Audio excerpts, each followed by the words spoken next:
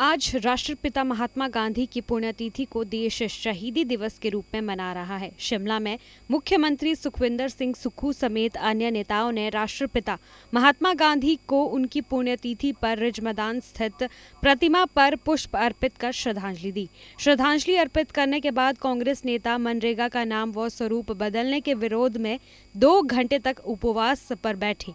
कांग्रेस नेताओं ने मनरेगा का नाम बदलने को दुर्भाग्यपूर्ण करार दिया। उन्होंने आरोप लगाया कि देश में एनडीए के नेतृत्व वाली सरकार राष्ट्रपिता महात्मा गांधी की सोच के खिलाफ काम कर रही है।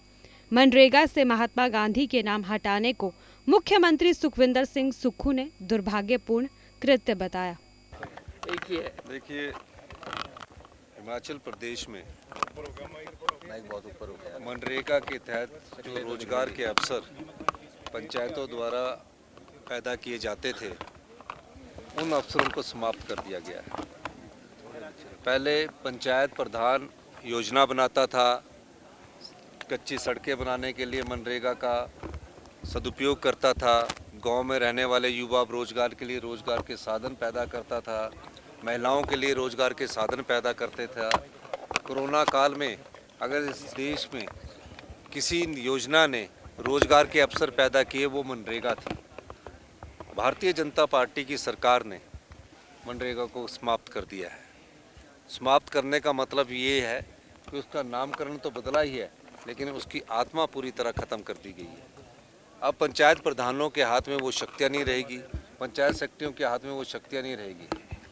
डॉक्टर मनमोहन सिंह जी ने और श्रीमती सोनिया गांधी जी ने ये योजना इसलिए बनाई थी ताकि जो हिंदुस्तान की जो जनसंख्या है उसको घर दरवाजे पर रोजगार मिले, और इसमें सारा धन का प्रावधान जो था वो भारत सरकार द्वारा किया जाता था।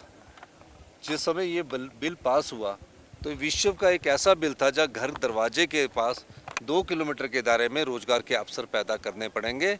अगर अवसर पैदा नहीं होंगे तो उन्हें बेरोजगारी भत्ता दिया जाएगा। इस प्रकार की योजना पिछले 20 साल से चल रही थी।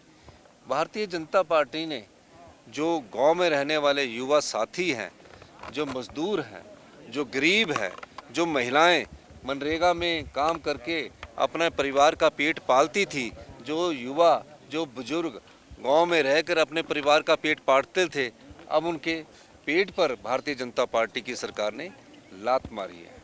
हिमाचल प्रदेश संगठन की तरफ से आज 2 घंटे का धरना दिया गया था, जिसमें हमारी राष्ट्रीय महासचिव श्रीमती रजनी पाटिल जी भी उपस्थित थी। मैं एक बात और कहना चाहता हूँ, कई बार इनके नेता आके कहते हैं कि हमने 90 टन हिमाचल को मिलेगा। जो मनरेगा थी, जो पिछली मनरेगा थी, उसमें 100% हमको भारत सरकार से मिल रहा था। अब जो इनकी जो नई योजना है जिसका नाम इन्होंने जी राम जी दिया है, उसमें ये इन्होंने 90 टन का वो 90 टन का 90 टन का एक उन्होंने कंडीशंस लगा दी है, जिसमें 90% जो दिहाड़ी है वो देंगे, 10% हमारे उससे देंगे, तो क्योंकि 100% हमारी सरकार उसको देती थी। तो इस कंडीशंस को भी लगाकर उन्होंने हिमाचल प्रदेश के साथ कुठाराघात किया है। मैं ये भी कहना चाहता हूँ कि मनरेगा में अब जो गांव के कच्चे रास्ते बनते थे, तालाब बनते थे, छोटी छोटी योजनाएं बनती थी, उसको सबको भी इस योजना के द्वारा समाप्त कर दिया गया है। इसलिए कांग्रेस पार्टी ने पूरे भारतवर्ष में 2 घंटे का आज के दिन उपवास रखा।